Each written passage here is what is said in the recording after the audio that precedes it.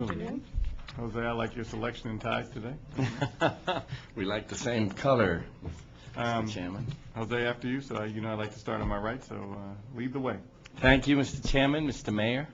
It's a pleasure to be here this afternoon. My name is Jose Suero, and I live at 1841 Columbia Road Northwest, and have been a tenant in the District of Columbia for over 35 years. I've been president of my tenant association more than half a dozen times, and during my tenure with D.C. government, serving in the administration of Mayor Anthony Williams, I helped initiate the operations of the Office of the Tenant Advocate. Although I've been active in my building for a long time, I was not directly involved in the recent transfer of our building to Urban Investment Properties, UIP. The very flawed and seriously defective process of transferring our property from the former owner to UIP with the collusion of the reigning tenant board of directors was a travesty. Among the plethora of capitulations and manipulations of our tenant rights, the voluntary agreement, VA, struck by the parties was used as a method to subvert rent control and increase rents in some cases by as much as 300%. Over 75 units in our building are lost forever as affordable rental units, and the remaining 35 tenants have been stripped of our ability to control and improve our condition. Tenants who took buyouts of $20,000 were effectively coerced into signing a voluntary agreement to benefit a developer who at the time did not yet even own the building. We had a prospective owner with phantom tenants using a voluntary agreement as a tool for maximizing profit in the sale or transfer of our apartment building. One lawsuit has already been filed over this so-called sale, and over a dozen permanent tenants, myself included, have filed a complaint with the rent administrator regarding the gross misuse of the voluntary agreement process and purpose. A complaint, I might add, that has been tabled at the Rental Administration Division under intense pressure from the new ownership. When searching for protection from this scheme, we came upon a letter from the Office of Tenant Advocate regarding the 1615 Swan Street, VA 10005 case. It's my understanding that the committee has a copy of this letter, which states with eerie similarity our concerns over the abuses of the voluntary agreement process.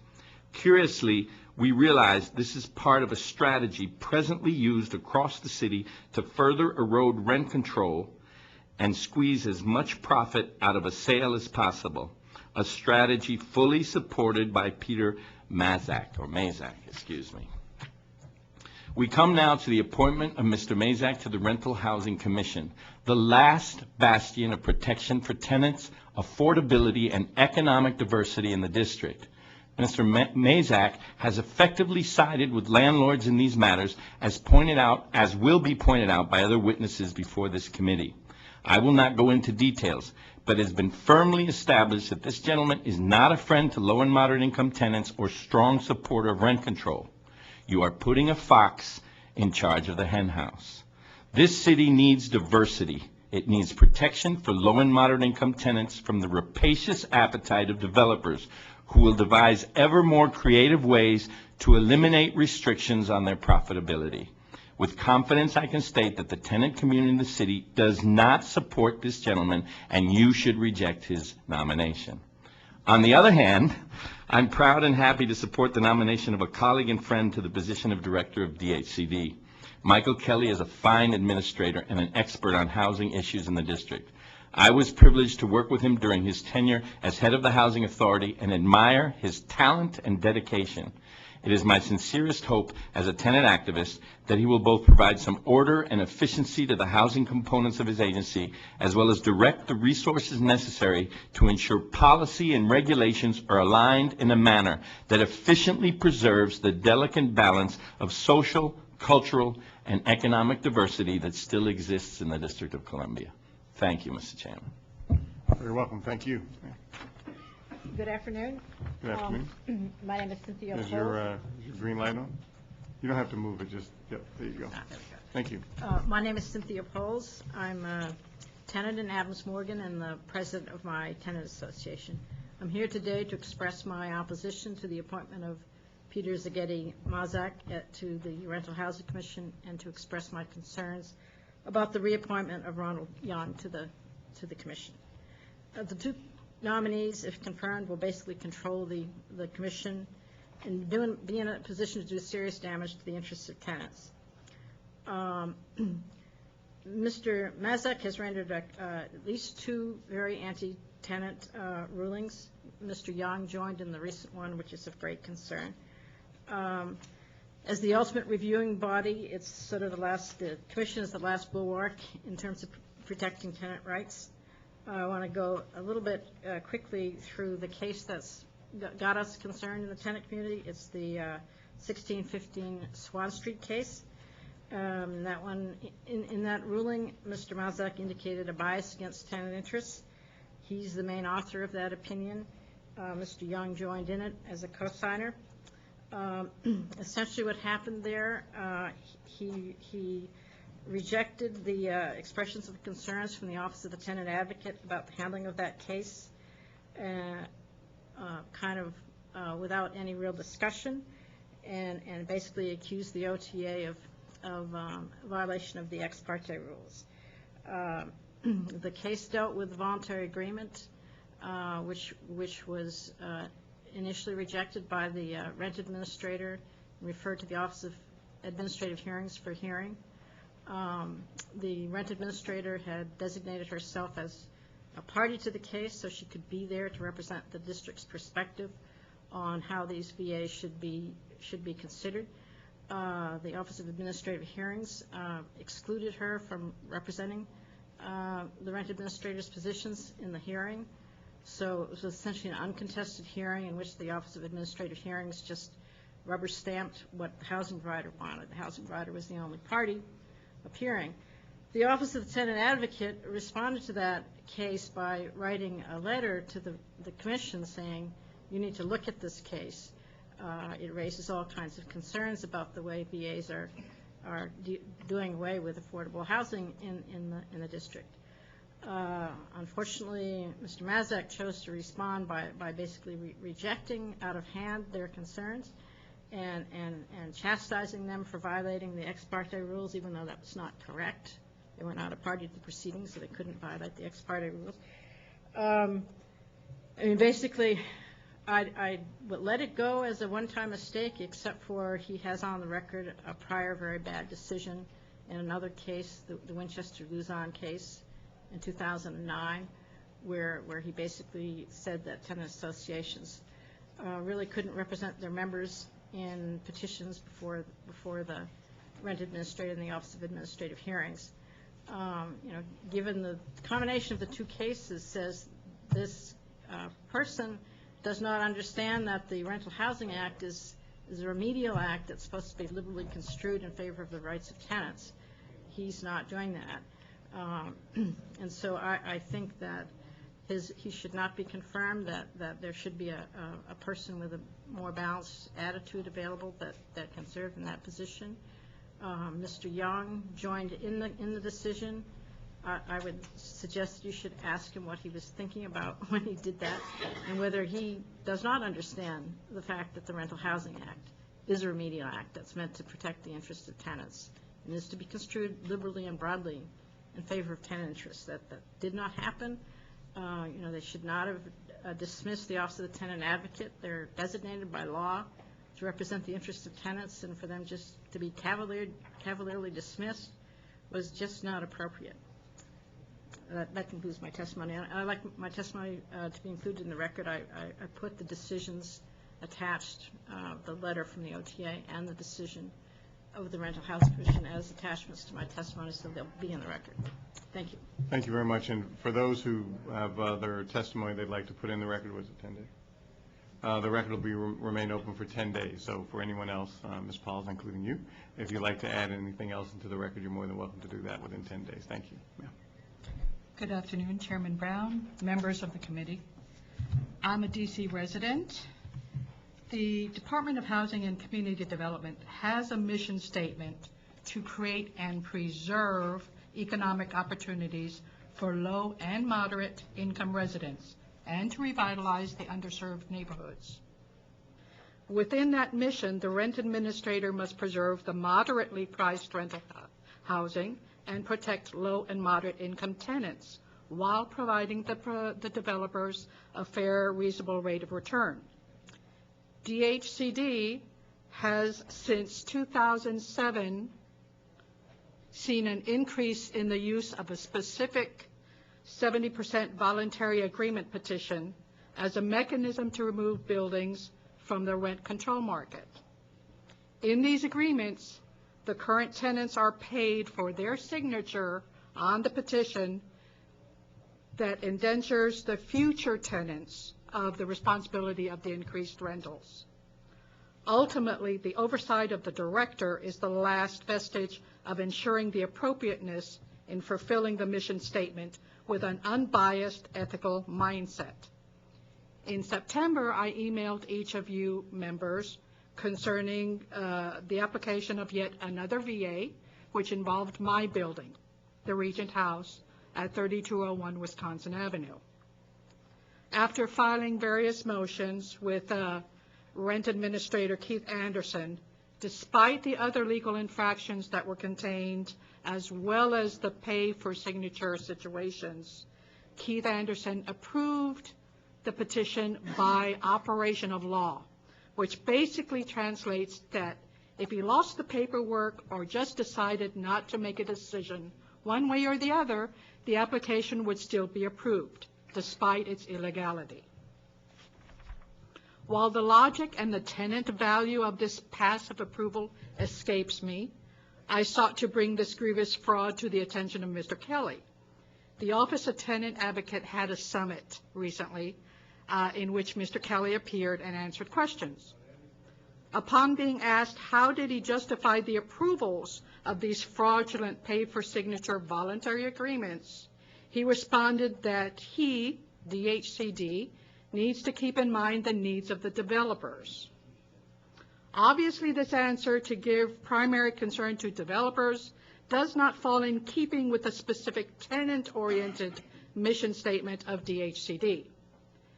Obviously, I see that Mr. Kelly has his supporters, and he is acknowledged and a convenient face in Washington, D.C. However, must we regress instead of progress for the sake of inconvenience?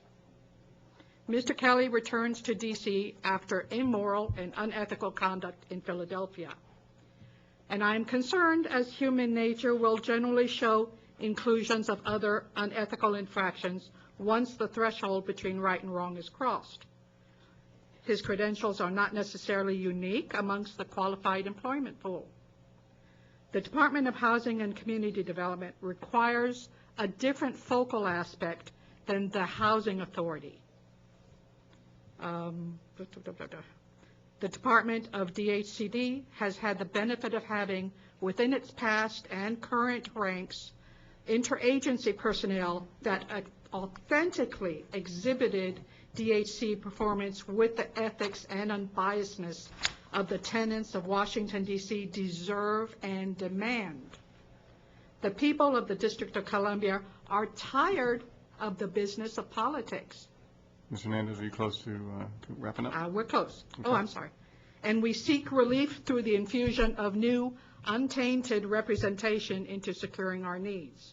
I ask that you vote to reject Mayor Gray's nomination of Mr. Kelly before more damage is done to the city's affordable housing availability and the efficacy of the agency. I thank you, and attached is a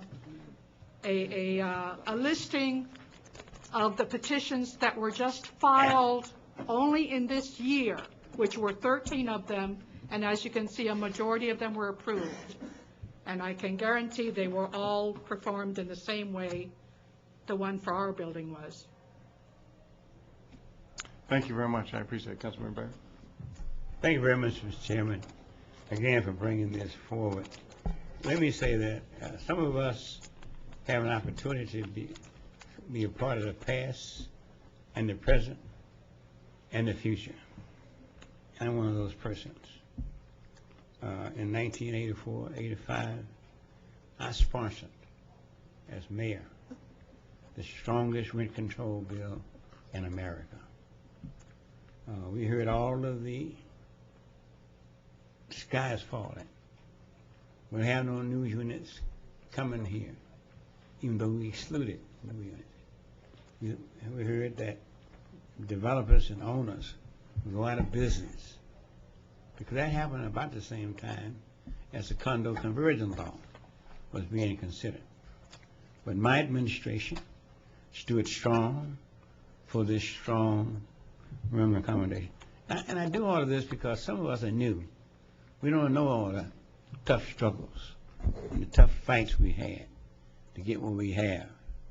And we do have, I wanted to point that out, it's not a perfect law, but it's the best law in the country in terms of protecting the rights of tenants. I added to it in the TOPA law, the tenant's right of first refusal. I did that personally as I was drafting the legislation with my staff, that these tenants who are living there and the building is sold should not be put out in the cold. Now, there are some violations of it, I think, from time to time. But I want everybody to know that we have a strong law. We have a strong TOPA law. And we have, at first, it only the tenants had the first right. And we recognize that these tenants couldn't raise $14, $15, $20 million to buy this building and to renovate it, etc. So we gave the tenants the right to assign their rights to a developer and make a deal where they would be first in. And it changed the whole fabric of the TOPA law. Now, there may be some who disagree with that, but I don't. I saw it as a very, very important law. We've had various writ administrators, some of them good, some of them weren't worth anything. There's been a backlog and a whole bunch of stuff. And so these commissioners are going to be very important. Now, Ms. Hernandez, what role does DHCD have in your situation? Well, Keith Anderson is the current rent administrator, and he's been employed by the agency for many years. And I've learned today a slight variation on the protocol, the way DHCD works. I assumed Mr. Anderson shared his decision-making processes with the director of DHCD. I have since learned that that is probably not the case, which I find to be a great fault.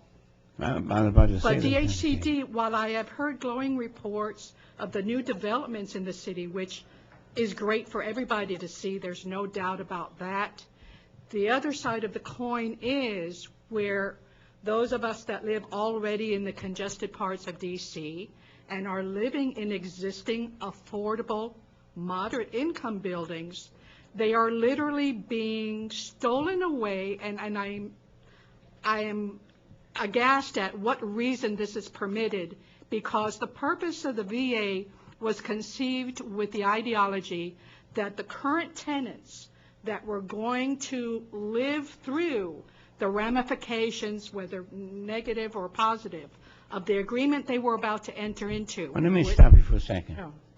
In terms of new construction, it's my understanding that that's not covered. Is that correct? This is not new construction. Wait a All minute. those- That's what I'm talking about. Okay. That's what you were talking about to some extent.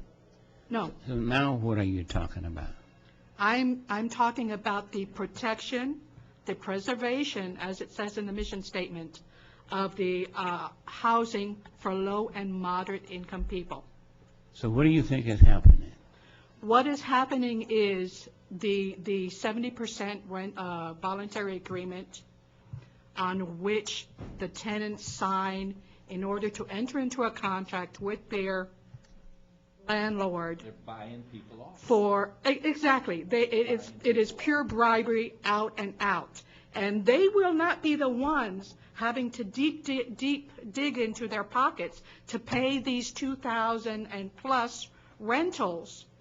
I mean, these are prices the landlords and developers wouldn't have gotten unless they had to wait 10 years. How do you stop that then?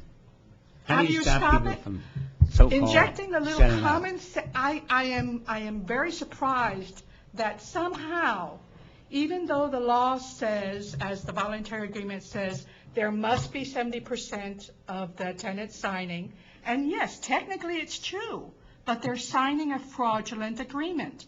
Wait a minute, wait a second. Yeah.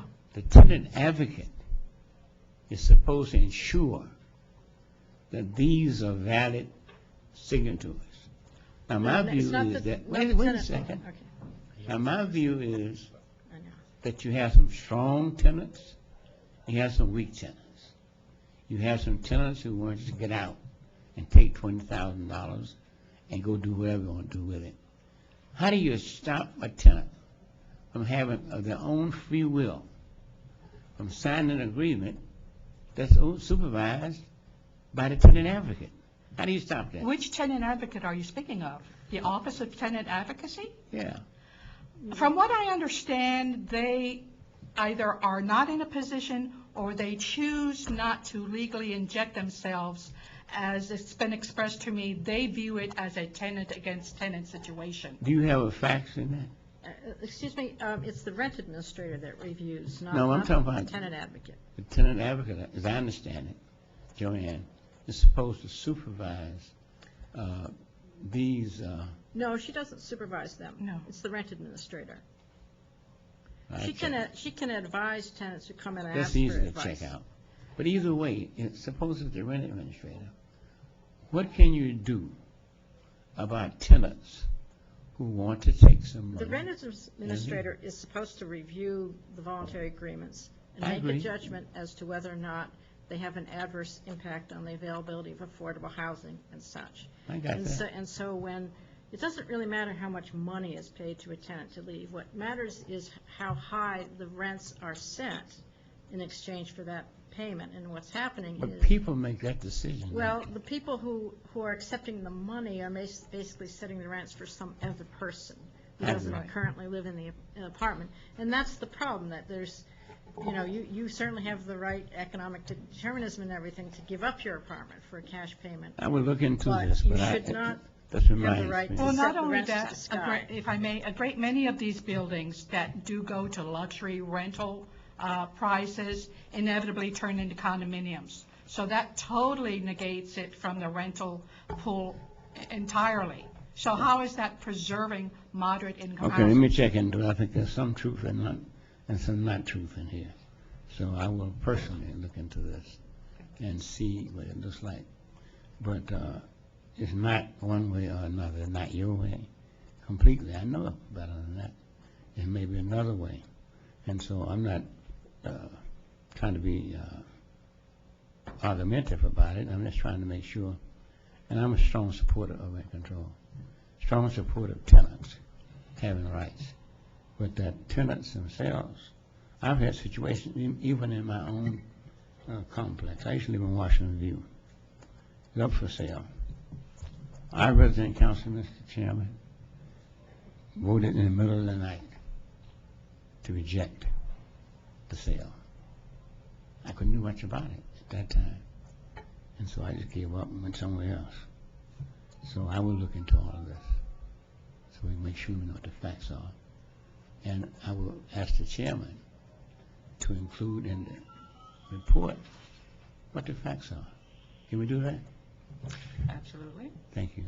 But, you can't stop people from selling out if they want to sell out. I'd like them not to, but people do that. You can't stop Well, them from resetting you're the rents not- to really the- high the- levels. You can't stop them from doing that. We're not, we don't mind that you take your money and run. Nobody's arguing that.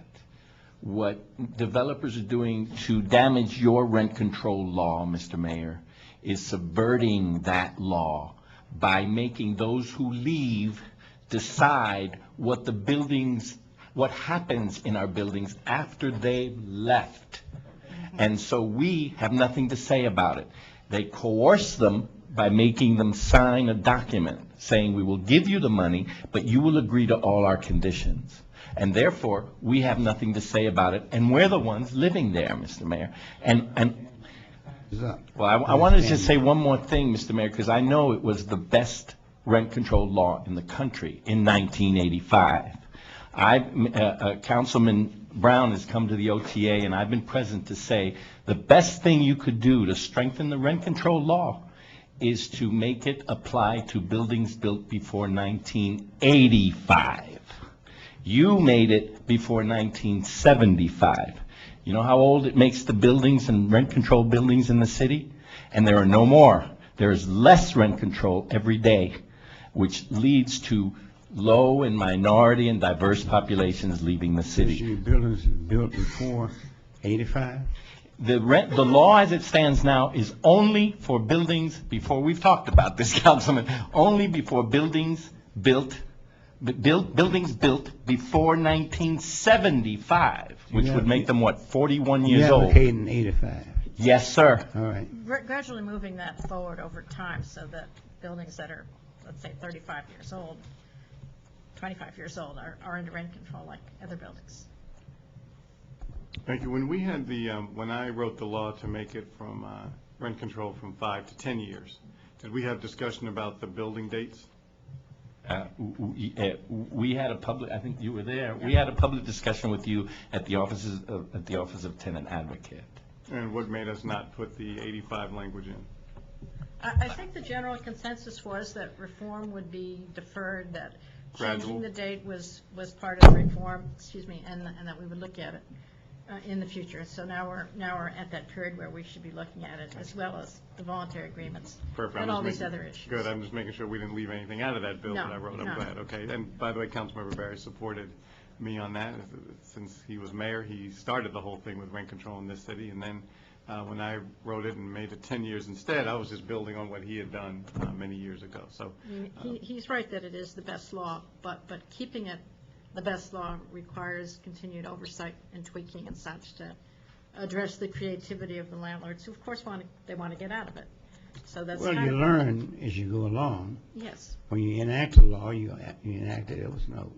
We're a guy. We looked at New York, other places, and it makes good sense to update the law.